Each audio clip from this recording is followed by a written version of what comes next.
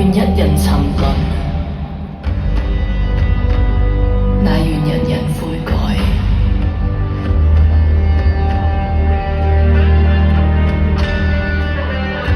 嗰陣時嘅我，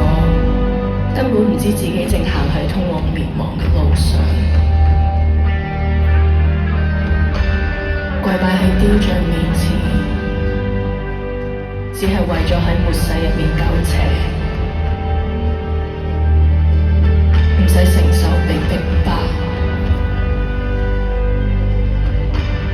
只係為咗擺脫飢餓同寒冷，先至想植入嗰張末世嘅通行證。當時我唔知道人至滅亡嗰道門係闊嘅，入去嘅人亦多，直到我終於得救，脫離咗黑暗嘅權勢，我先知道，原來我爭啲就要永恆咁樣